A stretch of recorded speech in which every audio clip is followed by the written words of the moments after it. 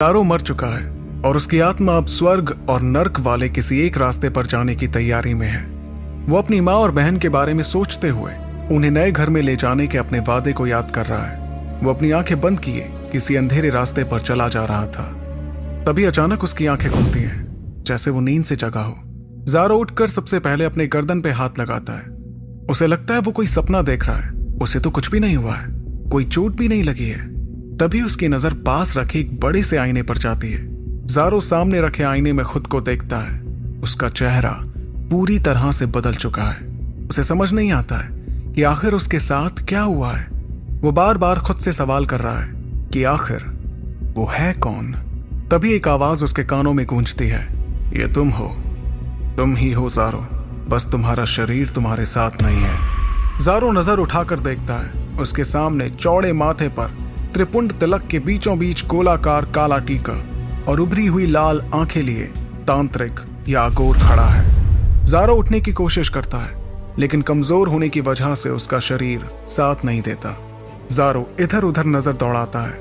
वो खुद को चारों ओर से कई मंजिला चट्टानों से घिरे किसी गहरे कुएं में पाता है।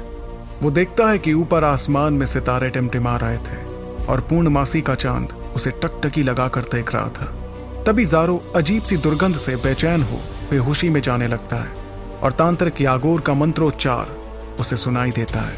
क्रम फटोम स्वाहा, ओम ह्रीं कर्ण पिचाशिनी, अमोघ शक्तिदायिनी मम कणे, भूत भविष्य वर्तमान दृश्य दृश्य, एम ह्रीं ह्रीं कर्ण पिचाशिनी स्वाहा। ज़ारो अपनी बोझल आंखों से देखता है कि सितारे आसमान से टूटकर नीचे गहरे कुएं में गिरते हुए सांकेतिक अक्षरों में बदलकर उसके चारों ओर चक्कर काटने लगते हैं। आसमान में चमकता दूधिया चांद धीरे धीरे तांत्रिक के त्रिपुंड पर लगे काले धब्बे में बदल जाता है। ज़ारो का पूरा शरीर पीला पड़ थर थर कांपने लगा। यागोर की तंत्र साधना के बीच किसी मेमने की तरह लेटा ज़ारो ये महसूस करता है कि असंख्य डाकिनियां पिचाशनियां उसके चारों तरफ नाच रही हैं। किसी के शरीर की चमड़ी नीम वृक्ष के छाल की तरह सिकुड़ी हुई है, किसी का स्तन छाती से चिपटा और किसी का नीचे जंघाओं तक लटका हुआ है। ये सारी दुष्ट आत्माएं ज़ारो के कच्चे मांस को खाने के लिए अपनी जीभ लपलपा रही हैं। उधर यागोर का मंत्रोच्चारण तेज होते ही सांकेतिक अक्षरों से निकलते तीव्र प्रकाश को सहन न कर पाने के कारण वो बेहोश हो जाता है। जल्दी यागोर का जप समाप्त होता है। सितारे और चांद अपनी जगह पर आ जाते हैं। चारों ओर भटकने वाली डाकिनी, शाकिनी, भूत प्रेत हवा में अदृश्य हो जाते हैं। ज़ारो धीरे धीरे बेहोशी से बाहर आता है। वो अपनी रीढ़ की हड्डी में ठंडी सिहरन महसूस करता है। साथ ही उसे समुद्र के गर्जन की आवाज सुनाई देती है। तभी यागोर उसे चिल्लाते हुए कहता है, अजिंक्या, जल्दबाजी की कोई जरूरत नहीं है, तुम्हारा शरीर अब भी कमजोर है। ज़ारो इस नाम को सुन असमंजस में पड़ अपनी कप कपाती हुई आवाज में पूछता है, तुम कौन हो? यागोर ने अपनी आवाज ऊंची कर कहा, तुम्हें जीवन दान देने वाला महान तांत्रिक यागोर। यागोर तंत्र और जादू टूने के जगत में महानतम तांत्रिकों से भी महान बनने की अपनी महत्वाकांक्षा के कारण तंत्र विद्या में श्रेष्ठ स्थान और प्रसिद्धि पाने के बावजूद सालों से इस घुप अंधेरी खाई में तांत्रिक प्रयोगों का परीक्षण कर रहा था, ताकि वो जादुई शक्ति के सर्वोच्च चोटी पर विराजमान हो, दुनिया की शक्ति, धन और सुंदर स्त्रियों को काबू कर उनका मनचाहा भोग कर सके। यागोर की लालसा यहीं खत्म नहीं हो जाती, बल्कि इससे भी बढ़कर वो अमरता को पाकर भगवान के समान अपनी पूजा अर्चना करवाना चाहता है। बीते वर्षों में यागोर ने सैकड़ों युवकों को अपनी तंत्र साधना में झोंक कई तंत्र सिद्धि और काला जादू के असफल प्रयोग किए थे, लेकिन अपनी असफलताओं से वो निराश नहीं हुआ था। यागोर ने देखा कि युवक बेहद कमजोर दिख रहा है, वो हिलडुल पाने में भी असमर्थ है। यागोर अपने पत्थर समान कठोर हाथों का सहारा देकर उसे बिठाता है और धीरे से उसके कान में फुसफुसाते हुए कहता है, अजिंक्या, तुम आ गए, तुम ठीक हो? तुम मुझे अजिंक्या क्यों बुला रहे हो? ये नाम तो मैं पहली बार सुन रहा हूँ। ऐसा बहुत कुछ है जो तुम पहली बार सुनोगे और देखोगे, यागोर रहस्यमयी तरीके से कहता है। अजिंक्या जैसे कई युवा स्वतः ही यागोर के पास चले आए थे, जादू सीखने या अपनी कोई खास बीमारी के इलाज के लिए। कईयों को यागोर ने डार्क वेब के माध्यम से गुलाम के रूप में खरीदा था। यागोर अपनी किशोरावस्था में ही पिता से झगड़ अपना घर छोड़कर भाग आया था। वो ऋषिकेश के किसी आश्रम में एक सिद्ध योगी के साथ रहने लगा था। समय के साथ ऋषिकेश से बाहर धीरे धीरे यागोर की तंत्र विद्या की ख्याति फैल गई थी। देश दुनिया के कई नामी व्यापारी, राजनीतिज्ञ, अभिनेता अपनी मनोकामना लिए उसके साधना स्थल पर नाक रगड़ते आते थे। फिर एक दिन अचानक यागोर सारी ख्याति, प्रतिष्ठा और प्रभाव को छोड़कर चला गया और पिछले 15 वर्षों से इस सुनसान टापू पर वो घोर तंत्र साधना कर रहा है। अजिंक्या के सर पर हाथ रखकर एक बार फिर से उसने पुकारा, अजिंक्या।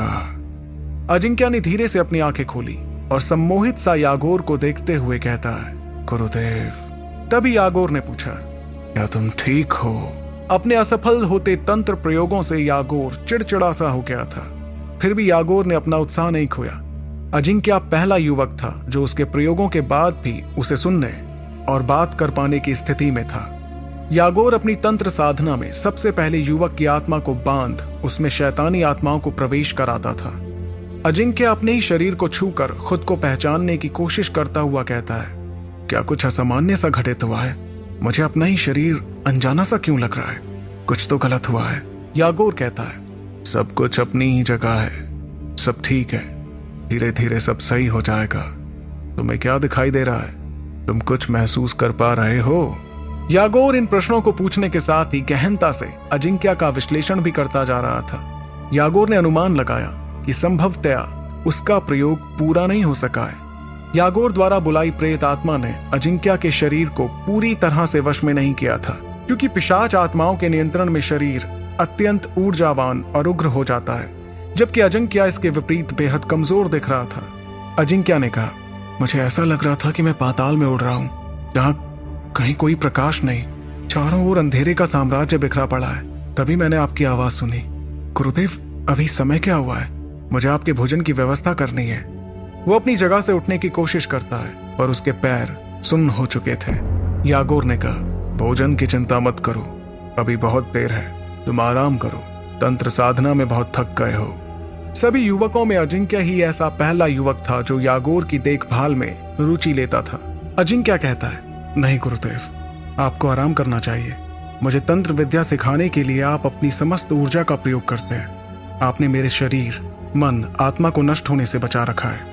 यागोर ये सुनकर संतोषपूर्ण भाव से मुस्कुराता है, ठीक कहते हो, मुझे भी आराम की जरूरत है, लेकिन जाओ पहले तुम आराम कर लो। चाहो तो मटके में रखी थोड़ी शराब पी सकते हो ताकि तुम्हारी थकान जल्दी उतर जाए।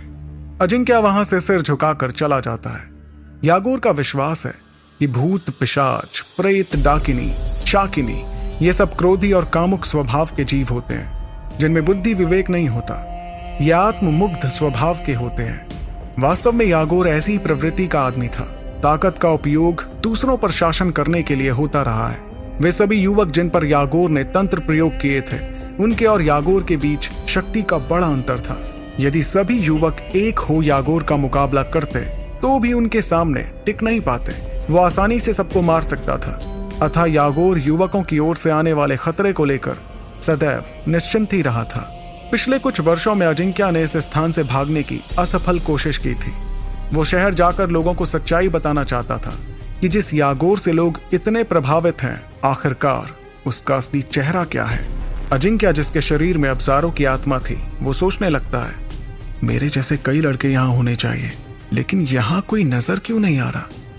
इस जगह से निकलने का कोई तो रास्ता जरूर होना चाहिए, पर मैं तो ये भी नहीं जानता ये जगह किसी टापू पर है या जंगल में, समुद्र में या किसी पर्वत पर। ज़ारो सिर्फ वहां आने वाली आवाजों से ही जगह का अंदाजा लगा रहा था, जो समय समय पर बदलती रहती थी। अजिंक्या तांत्रिक यागोर के प्रति क्रोध की भावना से भरा था।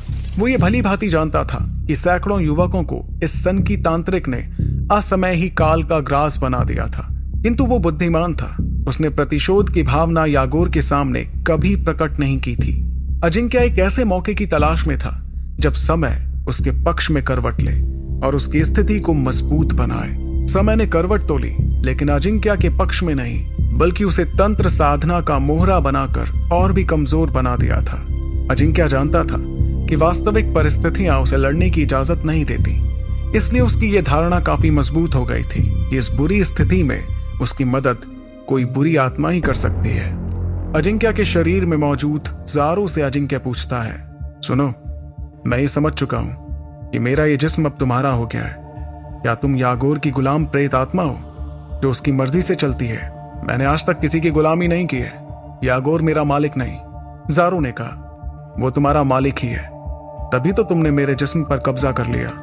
अजिंक्य व्यंग्य भरे लहजे में कहता है। ज़ारो अजिंक्य को समझाते हुए कहता है, सुनो बच्चे, इस तांत्रिक यागोर ने तुम्हारी आत्मा का संबंध तुम्हारे शरीर से तोड़ दिया है। अब तुम यहां ज्यादा दिनों तक नहीं रह पाओगे। अगर तुम मेरा विरोध करने के बजाय मेरा साथ दो तो मैं इस तांत्रिक के चुंगल से तुम्हारा शरीर और अपनी आत्मा दोनों मुक्त करवा सकता हूं। अजिंक्य ने ज़ारो की बातों पर सवाल खड़ा करते हुए कहा, आखिर मैं तो तुम्हें जानता तक नहीं, तो मैं तुम्हारी बातों पर भरोसा कैसे करूं? मैं चाहे जैसा भी हूं, तुम्हारे पास दूसरा कोई विकल्प हो तो बताओ। ज़ारो ने कहा। अजिंक्य यागोर से बदला लेने के एवज में किसी भी बुरी आत्मा को अपना सर्वस्व सौंपने को तैयार था। अजिंक्य इन सारी योजनाओं को सोचता भ्रमित सा ठंडा पड़ रहा था। उसकी आंखों में मायूसी ही दिखाई दे रही थी। सटीक तौर पर कहा जाए तो वो अभी अजिंक्य नहीं बल्कि ज़ारो था, जो कि कोल्ड ब्लडेड मर्डरर, पत्थर दिल कातिल है। एक हत्यारे के रूप में ज़ारो का विश्वास था कि उसने कभी नैतिकता के खिलाफ कुछ गलत नहीं किया था। उसने जिसको भी मारा सब के सब घोर पापी थे। उनकी हत्या कर उसने तो ईश्वर के न्याय विधान में सहयोग कर मानवता की रक्षा ही की थी। संकट की इस घड़ी में अपने अस्तित्व को बचाने का सबसे प्रचलित और पुराना तरीका है अपनी शक्ति बढ़ाना, दूसरे से ज्यादा शक्तिशाली हो जाना। कोई उस पर हमला करे उससे पहले ही दुश्मन पर घात कर उसका सफाया कर देना। ज़ारो ने अपना लक्ष्य तय कर लिया था कि वो किसी भी शासक से ज्यादा शक्तिशाली बनेगा। सारी दुनिया पर ज़ारो एक दिन हुकूमत करेगा। कम से कम वो इतना तो अभी सोच ही सकता था, भले ही वो कितना भी नामुमकिन क्यों ना हो। ऐसा भी वक्त आता है जब बड़े से बड़ा योद्धा भी धूल में मिल जाता है। ज़ारो अपनी नींद से जागता है। उसकी आंखों में प्रतिशोध के अंगारे आंसुओं के बर्फीले चादर में लिपटे नजर आते हैं। तभी यागोर वहां आता है।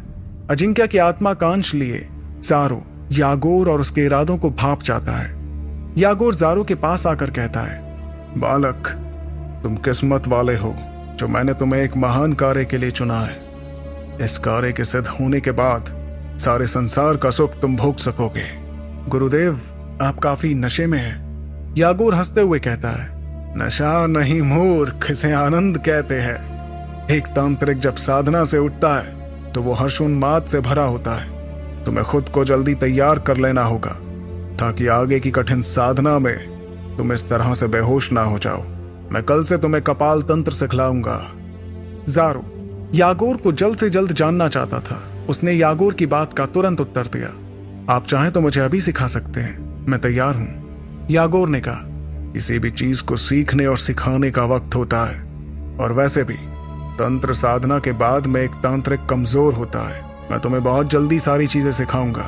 जाओ, आज रात्रि तुम मेरे लिए एक हिरण के शावक का मांस पकाकर मुझे तृप्त करो।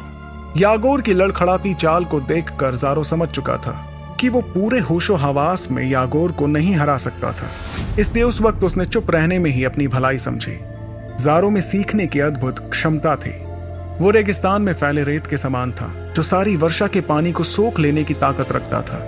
वो जल्दी उन सारी तांत्रिक विद्याओं और बातों को ग्रहण करने लगा जो सामान्य मानवीय दुनिया से परे थी।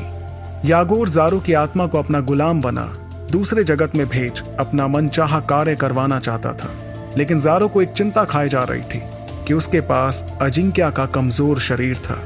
इस शरीर के साथ यागोर को मारना खुली आंखों से सपने देखने जैसा ही था। उसके पास ज्यादा समय नहीं था। ज़ारो को यह डर था कि कहीं उसकी आत्मा अजिंक्य का शरीर ना छोड़ दे। ज़ारो ने यह तय किया कि वो यागोर को 3 दिनों के भीतर ही मारेगा। यागोर उन तांत्रिकों में से एक था जिसके पास सूर्य ग्रहण के दिन पैदा हुए नवजात शिशुओं के मुंड से बनी 3 मालाएं थीं, जो उसे सभी तांत्रिकों से शक्तिशाली बनाती थी। ज़ारो के पास उस मुंडमाला को साधने का समय न था। वो यागोर को एक सामान्य हत्यारे की तरह ही मार सकता था। यागोर जैसे तांत्रिक योद्धा के शरीर का कोई कमजोर अंग चुन उस पर तेजी से वार करते हुए उसे मार देना ही उसका मकसद था, क्योंकि ज़ारो को पता था कि यागोर को सामान्य शारीरिक उठा पटक में ही मारा जा सकता है। यदि यागोर को अपनी अलौकिक शक्ति का उपयोग करने का समय मिल गया तो ज़ारो का बचना नामुमकिन था। ये वो अच्छी तरह से जानता था। एक सफल हत्यारे के रूप में ज़ारो बहुत बारीकी से अपनी योजनाएं बनाता था। हालांकि यागोर को मारने की संभावना तो ना के बराबर थी, फिर भी धुन का पक्का ज़ारो इस ताक में रहता कि वो अजिंक्या की अंश आत्मा द्वारा पता लगा सके कि यागोर की कमजोरी क्या है। क्या ज़ारो यागोर की कमजोरी ढूंढ उसे मार पाएगा या फिर यागोर के हाथ की कठपुतली बन नाचेगा? जानने के लिए सुनते रहिए ज़ारोज़ अनसीन वर्ल्ड, मेरे यानी आरजे रेवांश के साथ, सिर्फ और सिर्फ पॉकेट एफएम पर।